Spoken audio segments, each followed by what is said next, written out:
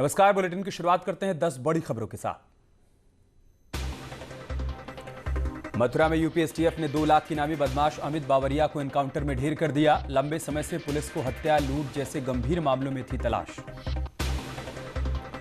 मेरठ में एक महिला का 15 टुकड़ों में कटा हुआ शव मिला। पुलिस के मुताबिक महिला की हत्या किसी दूसरे जगह पर करने के बाद शव के टुकड़े टुकड़े कर उसे यहां पर फेंक दिया गया।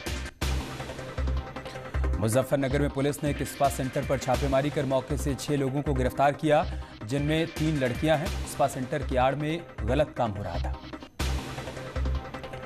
कानपुर में एबीवीपी कार्यकर्ता को झगड़े का वीडियो बनाना महंगा पड़ गया। लोगों ने वीडियो बना रहे कार्यकर्ता को ही पीट दिया। बाद में पीड़ित ने पुलिस से शिकायत दर्ज करवाई। इस बात से नाराज एबीवीपी कार्यकर्ताओं ने हंगामा किया। हरदोई के पाली थाना इलाके में एक दबंग ने 2 अन्य साथियों के साथ मिलकर एक युवक पर तमंचे से फायरिंग कर दी। गोली लगने से युवक घायल हो गया। पुलिस हमलावर की तलाश में जुटी। जौनपुर के थाना गद्दी में एक युवक की पिटाई का वीडियो वायरल हुआ है, जिसमें चौकी इंचार्ज त्रिवेणी सिंह एक युवक को पीट रहे हैं।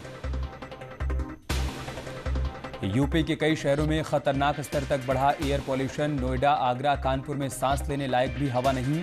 शहरों में आपकी सांसों के लिए बढ़ गया संकट। इलाहाबाद केंद्रीय विश्वविद्यालय के हॉस्टल में सांप निकलने से हड़कंप मच गया। बाद में सांप को पकड़कर जंगल में छोड़ा गया।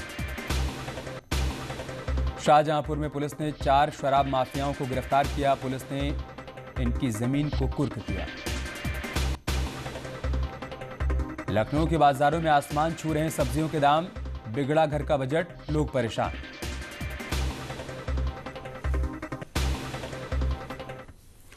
और अब खबर गौतम बुद्ध नगर से, जहां पर थाना 58 के 62 गोल चक्कर के पास पुलिस और बदमाशों के बीच मुठभेड़ हो गई।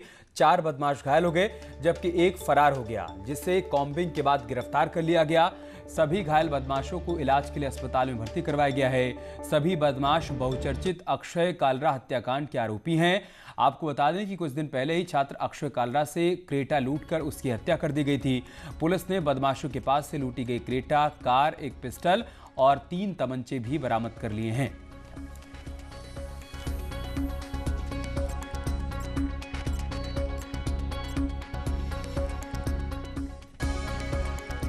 तो बड़ी कामयाबी यहां पर पुलिस को मिली है। मुठभेड़ में 4 बदमाशों को गोली लगी है। 5 बदमाशों को कुल मिलाकर पुलिस ने गिरफ्तार किया है। एक साथी जो मौके से भाग निकला था कॉम्बिंग के दौरान, उसको भी गिरफ्तार कर लिया गया। अक्षय कालरा हत्याकांड में इन सभी की तलाश थी और आखिरकार अब ये पुलिस के हत्थे चढ़ गए। अमित हमारे साथ इस वक्त नोएडा से जुड़ चुके हैं। अमित, क्या जानकारी इस मुठभेड़ के बारे में?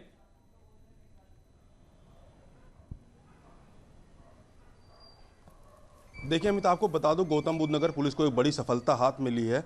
चूंकि जो अक्षय कालरा का जो केस था काफ़ी लंबे से दिनों से लंबित था। पुलिस बार बार उनको, जो बदमाश थे, उनकी तलाश में जुटी थी।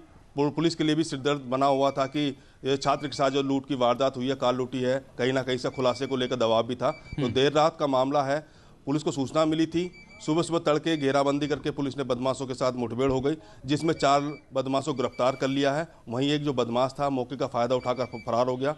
फरार होने के बाद कॉम्बिंग की गई। कॉम्बिंग के दौरान उसे भी गिरफ्तार कर लिया। जो गिरफ्तार बदमाश है उससे पूछताछ की जा रही है। जो घायल बदमाश हैं उनको भी अस्पताल में भर्ती करा दिया गया है। आगे की पूछताछ कर रही है पुलिस। ये पूरी घटना जो सेक्टर थाना 58 के पास, सेक्टर 62 के पास मुठभेड़ हुई है। पुलिस जल्दी ही इस मामले में शाम तक पुलिस प्रेस कॉन्फ्रेंस करके और भी खुलासा कर सकती है। जी बहुत शुक्रिया अमित, आपका हमारे साथ जुड़ने के लिए और जानकारी हम तक पहुंचाने के लिए। आगे बढ़ते और बात करते एक और बड़ी खबर की।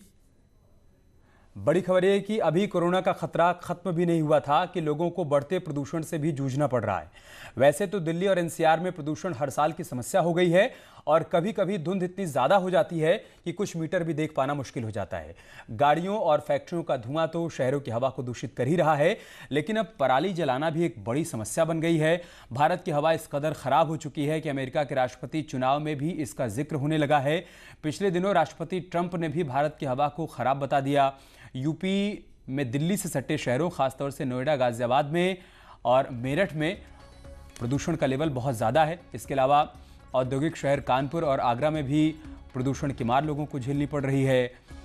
आने वाले दिनों में ये संकट और गहरा होने वाला है।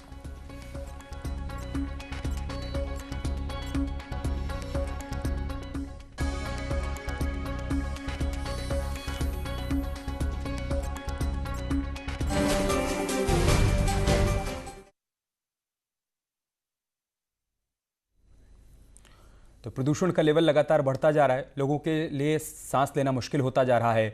और सबसे बड़ी बात यह है कि फैक्ट्रियों से जो धुआं निकल रहा था उससे तो परेशानी बढ़ ही रही थी, साथ ही साथ पराली जलने की वजह से भी समस्या और ज़्यादा बढ़ती जा रही है। अमित सिंह हमारे साथ नोएडा से जुड़े हुए हैं, हिमांशु हमारे साथ आगरा से हैं, उमेश श्रीवास्तव हमारे साथ मेरठ से जुड़ चुके हैं। मैं शुरुआत हिमांशु आपसे करूँगा। आगरा में प्रदूषण का लेवल कल भी बहुत ज़्यादा था, लोगों के लिए वहाँ पर सांस लेना भी मुश्किल हो रहा है। आज क्या कुछ सूरत हाल वहाँ पर देखने को मिल रही है? जी अमित, बिल्कुल 285 एयर क्वालिटी इंडेक्स दर्ज किया गया है, लेकिन सबसे ज़्यादा चिंता की बात यह है कि ताजमहल के आसपास जो ताजगंज इलाका है वहाँ 400 से अधिक रहा है एयर क्वालिटी इंडेक्स। ये बेहद खतरनाक है क्योंकि हज़ारों लोग वहाँ आते हैं ताज का दीदार करने के लिए। शहर के तमाम हिस्से ऐसे हैं जो घनी आबादी वाले हैं, जैसे पीपी नगर इलाका हुआ और ताजगंज इलाका हुआ, पुरानी मंडी हुआ, यहाँ 400 के ऊपर एयर क्वालिटी इंडेक्स बना हुआ है। सबसे अच्छी बात ये रही कि जब न्यूज़ 18 पे खबर चली है कल, तो डीएम ने आपात बैठक की है। उसके बाद ऐसी जगहों की सूची मांगी है एनएचआई से जहां की धूल ज़्यादा उड़ती है, तो 25 स्थान चयनित करके आज सूची मिलेगी प्रशासन को। उसके बाद वहां जल का छिड़काव नियमित रूप से होगा। जितने भी स्थान ऐसे हैं उस पर पहल की है सरकार की, चूँकि सरकार भी बेहद गंभीर है प्रदूषण के मुद्दे पर। इसलिए अब ये तय किया गया है कि जहां जहां धूल ज़्यादा उड़ती है ऐसे 50 पॉइंट चिन्हित करके वहां पानी का लगातार छिड़काव होगा। लेकिन यहाँ शहर में नगर निगम की तरफ से लापरवाही बरती जा रही है और कूड़ा जला दिया जाता है। सुबह सुबह एनजीटी की रोक के बावजूद कूड़ा जलता है। इस वजह से लोगों का सांस लेना मुश्किल हो जाता है, जो कोरोना के मरीज है खास तौर से, और जिनकी उम्र ये चिंता की बात है हिमांशु कि अगर नगर निगम की तरफ से इस तरह की लापरवाही बरती जाएगी तो फिर और लोगों को कौन समझाएगा। हम आएंगे आपके पास, मेरठ चलते हैं जहां से उमेश हमारे साथ जुड़े हुए हैं। उमेश, दो बातें बताइए। क्या हिमांशु जिस तरीके से बता रहे हैं कि वहां पर प्रशासन ने जगहों को चिन्हित करने का काम किया है या लिस्ट मांगी है जहां से प्रदूषण ज़्यादा फैल रहा है, ऐसा कुछ क्या मेरठ में भी किया जा रहा है क्या? और आज वहां पर हवा में प्रदूषण का लेवल क्या है?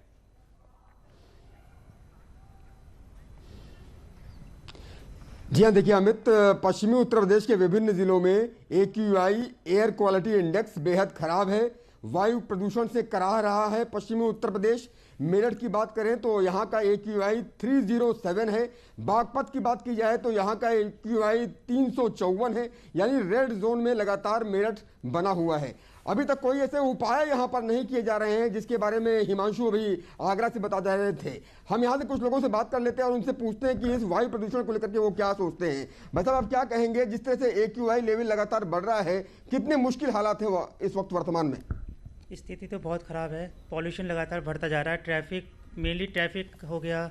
लोग कूड़ा जलाते हैं अपने घर के बाहर और टायर जलाते हैं। हम लोगों को इस चीज़ का ध्यान रखना चाहिए और हमें बार बार इंस्ट्रक्शन मिलते हैं गवर्नमेंट की तरफ से कि पॉल्यूशन पे रोक लगानी है। व्हीकल्स को भी हमें कम से कम यूज़ करके बैटरी से यूज़ करने वाले व्हीकल्स पे ज़्यादा काम करना। शासन को भी सख्त कदम उठाने होंगे और ये जल्द से जल्द उठाने होंगे, क्योंकि जिस तरह से लगातार AQI लेवल बढ़ रहा है, रेड जोन में हम लोग हैं, सांस लेना दूभर हो रहा है।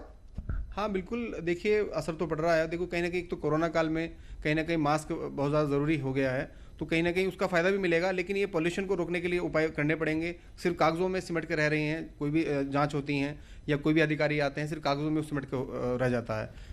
क्या डिस्ट्रिक्ट एडमिनिस्ट्रेशन कोई कदम उठाता नजर आता है? नहीं सर। क्या डिस्ट्रिक्ट एडमिनिस्ट्रेशन कोई कदम उठाता नजर आता है कि वायु प्रदूषण को लेकर क्या होना चाहिए, क्या एक्शन लिया जाना चाहिए एडमिनिस्ट्रेशन की तरफ से? नहीं सर, कोई। हमारे साथ कुछ और लोग मौजूद हैं, आप ये बताइए कितना मुश्किल हालात में आप लोगों को यहाँ एक्सरसाइज करनी पड़ती है? सर बहुत मुश्किल हालात है यहाँ के, और जो है कि सर यहाँ के जो प्रदूषण है और जो कागज वगैरह जो अभी हमारे सर ने बोला उस पर सब पर बंद लगाना। ठीक है उमेश, जी हाँ, अभी तो मुश्किल हालात हैं। यहाँ के लोगों को आगे आने वाले दिनों में दिवाली के आसपास हालात और ज्यादा कठिन हो जाएंगे अगर अभी से नहीं चेता गया तो। अमित का रुख कर लेते हैं, नोएडा से हमारे साथ जुड़े हुए हैं। अमित, क्या अपडेट आपके पास?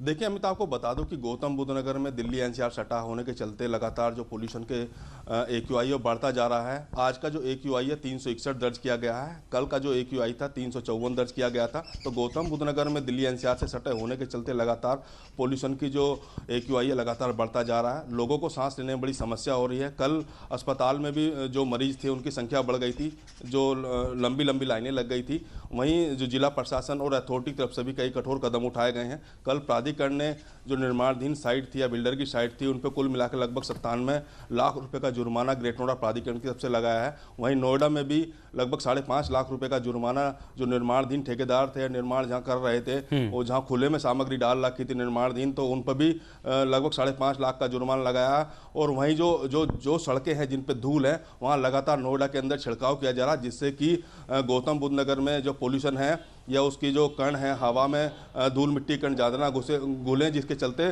गौतम बुद्ध नगर का जो पोल्यूशन है AQI बढ़ता जा रहा है। जी, ये सब करना होगा, समय रहते ये सब करना होगा, अन्यथा आगे आने वाले दिनों में और मुश्किल बढ़ जाएगी। बहुत शुक्रिया आप सभी का हमारे साथ जुड़ने के लिए, तमाम जानकारी, तमाम अपडेट हम तक पहुंचाने के लिए।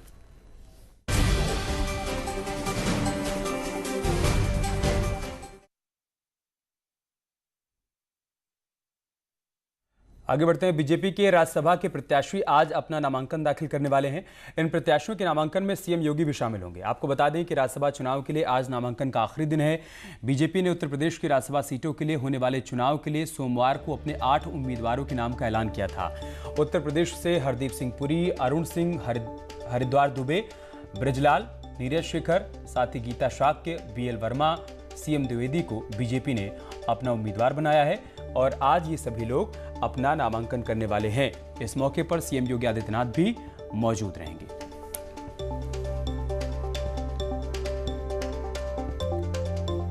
तो कल देर शाम बीजेपी की तरफ से इन उम्मीदवारों की लिस्ट जारी की गई। कई बड़े चेहरों को शामिल किया गया है, जातीय संतुलन भी बनाया गया है। कौन से वो चेहरे हैं वो भी हम आपके सामने रख रहे हैं। नीरज शेखर राज्यसभा के उम्मीदवार बनाए गए हैं भारतीय जनता पार्टी की तरफ से, हरिद्वार दुबे।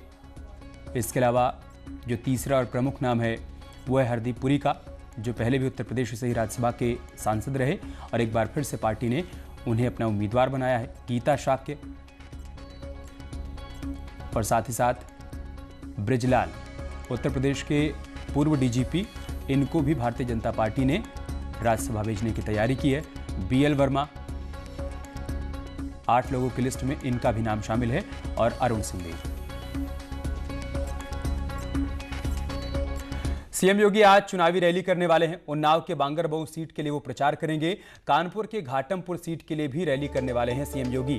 पार्टी प्रत्याशियों के लिए जनसभा को संबोधित करने वाले हैं। इन सीटों पर उपचुनाव होना है। 3 नवंबर को इन सभी सीटों पर मतदान होगा और उससे पहले प्रत्याशियों के लिए प्रचार करने के लिए आज CM योगी आदित्यनाथ कानपुर के घाटमपुर में पहुंच रहे हैं और उन्नाव की बांगरमऊ सीट पर भी उनकी चुनावी रैली आज होनी है, जहां वो पार्टी प्रत्याशियों के पक्ष में वोट की अपील करने वाले हैं। 3 नवंबर को उत्तर प्रदेश की 7 विधानसभा सीटों पर उपचुनाव होना है। इसमें कानपुर की घाटमपुर और उन्नाव की बांगरमऊ सीट भी शामिल है। यहीं पर पार्टी प्रत्याशियों के लिए CM योगी आज वोट की अपील करने के लिए पहुंचने वाले हैं।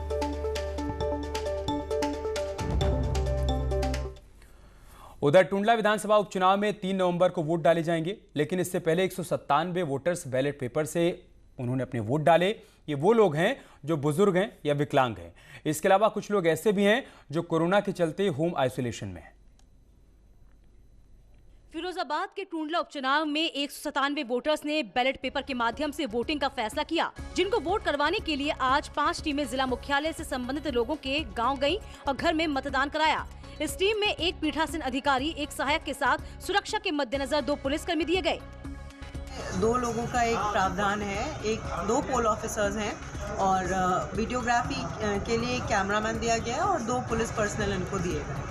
197 की ये वोटर्स हैं जो या तो 80 साल से ऊपर हैं या विकलांग हैं या कोरोना के चलते होम आइसोलेशन में हैं। चुनाव आयोग के निर्देश पर डोर टू डोर जाकर वोटिंग कराने का जिला प्रशासन ने फैसला किया। टुंडला सीट पर आम वोटर्स 3 नवंबर को वोटिंग कर सकेंगे।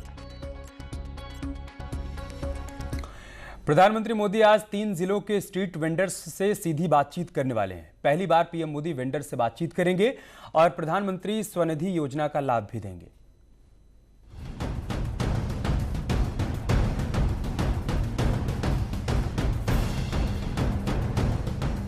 प्रधानमंत्री नरेंद्र मोदी फुटपाथ पर व्यवसाय करने वाले स्ट्रीट वेंडर्स से सीधी बात करेंगे। लखनऊ, वाराणसी और आगरा के फुटपाथ पर स्वरोजगार करने वाले वेंडर्स को प्रधानमंत्री स्वनिधि योजना की सौगात देंगे। पीएम मोदी और स्ट्रीट वेंडर्स की सीधी बात के लिए स्थानीय प्रशासन ने तैयारियां पूरी कर ली हैं।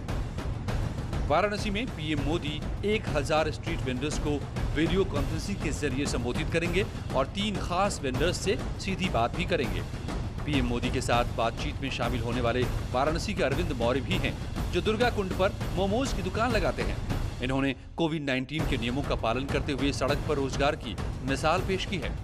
मैं तो दिल से ही धन्यवाद उनको दूंगा, जिस प्रकार से उन्होंने हम लोगों के लिए स्थापित करने का काम किया, तो दिल से ही उनको दुआ देते हैं, क्योंकि अभी तक तो किसी ने नहीं किया जो मोदी जी ने किया, कि उन्होंने एक रोड पर खड़े हुए व्यक्ति को और समझा जाना और बात करने का मुझे मौका मिला।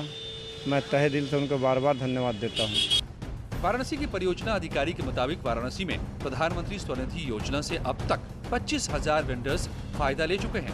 इस योजना के तहत 10,000 रुपए बतौर लोन के दी जाती है।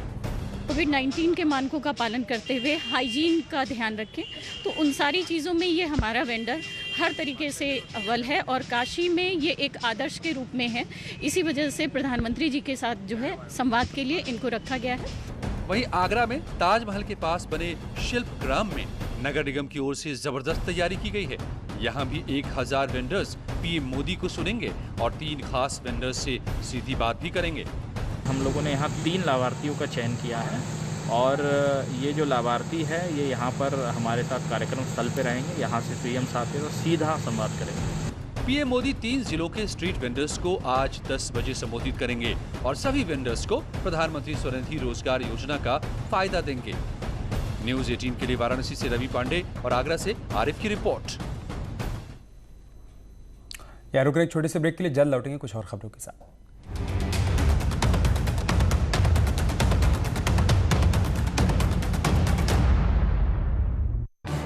इस न्यूज हेडलाइंस के प्रायोजक पेट सफा आयुर्वेदिक जून। पेट सफा हर रोग दफा।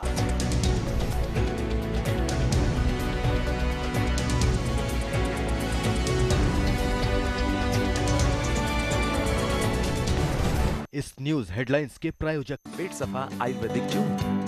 पेट सफा हर रोग दफा। लोग एक दूसरे को समझा रहे हैं, बड़े बड़े लोग वीडियो बना रहे हैं। आप गाना जानते हैं तो गाइए या फिर अपना हुनर दिखाइए, वीडियो बनाइए और हम तक पहुंचाइए और घर बैठे बनिए स्टार।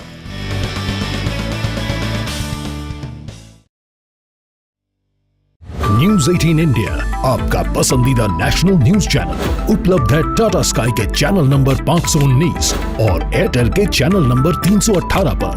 कोरोना की हर खबर देखते रहिए न्यूज़ 18 इंडिया पर। मुद्दा भटका दिया जाए तो शोर बन जाता है। जुलूस निकालना चाहते हैं कुछ लोग, सवाल बड़ा हो जाता है। मुद्दा सलीके से उठाया जाए तो सवाल बन जाता है। क्या अब सियासत के निशाने पर छात्र आ गए? सबसे बड़े सवाल, सबसे बड़ी बहस, महाबहस देखिए सोमवार से शुक्रवार रात 7:56 पर सिर्फ न्यूज़ 18 उत्तर प्रदेश उत्तराखंड पर। घरों से शहरों तक की हर पल की हर खबर न्यूज़ 18 के रिपोर्टर पहुंचाते हैं आप तक, ताकि तेजी से फैलते कोरोना की मिले आपको फास्ट अपडेट। देखिए यूपी एक्सप्रेस 100 सिर्फ न्यूज़ 18 उत्तर प्रदेश उत्तराखंड पर।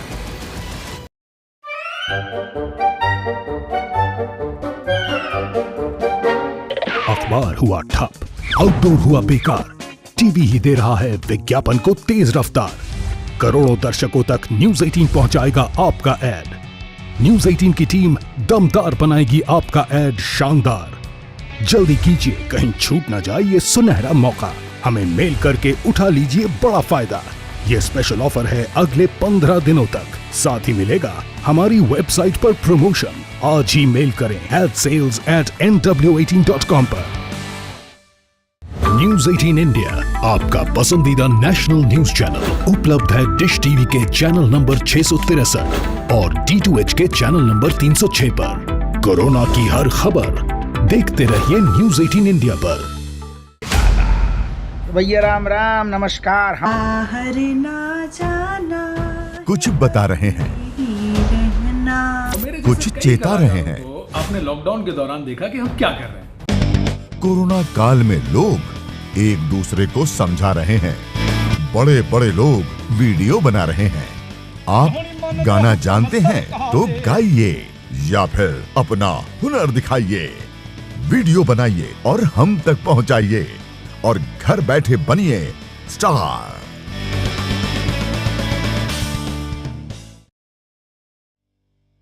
न्यूज़ 18 इंडिया आपका पसंदीदा नेशनल न्यूज चैनल उपलब्ध है टाटा स्काई के चैनल नंबर 519 और एयरटेल के चैनल नंबर 318 पर।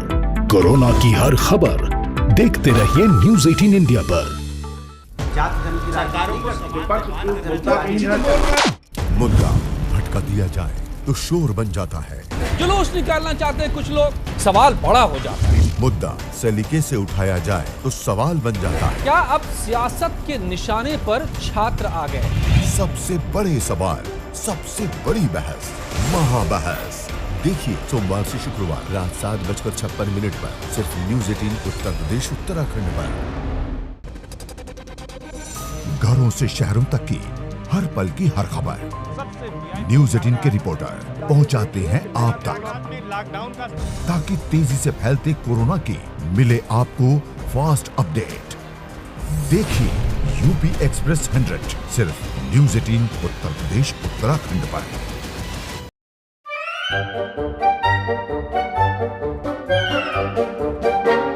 अखबार हुआ ठप, आउटडोर हुआ बेकार, टीवी ही दे रहा है विज्ञापन को तेज रफ्तार। करोड़ों दर्शकों तक न्यूज़ 18 पहुंचाएगा आपका ऐड। न्यूज़ 18 की टीम दमदार बनाएगी आपका ऐड शानदार। जल्दी कीजिए, कहीं छूट ना जाए ये सुनहरा मौका। हमें मेल करके उठा लीजिए बड़ा फायदा। ये स्पेशल ऑफर है अगले 15 दिनों तक। साथ ही मिलेगा हमारी वेबसाइट पर प्रमोशन। आज ही मेल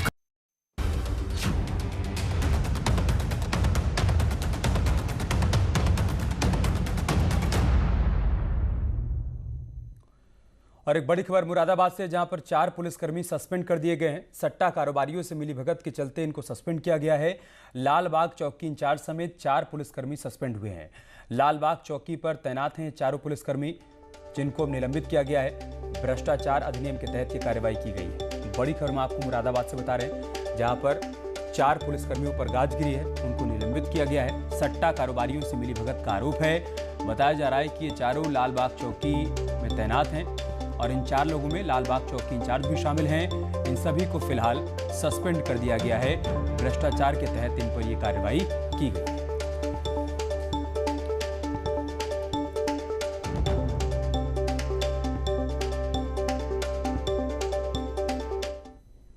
और चलिए इसके साथ इस बुलेटिन में इतना ही। खबरें जारी हैं, आप बने रहिए हमारे साथ। नमस्कार।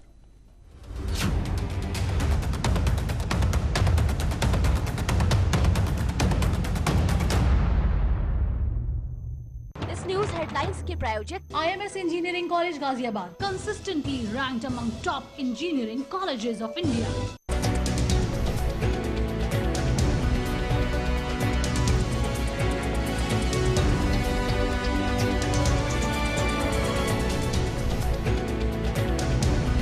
न्यूज हेडलाइंस के प्रायोजक IMS engineering college Ghaziabad, consistently ranked among top engineering colleges of India.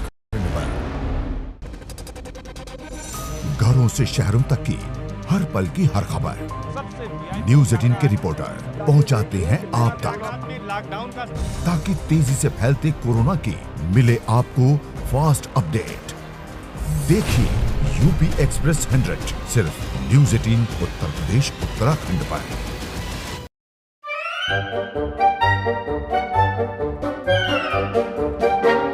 अखबार हुआ ठप,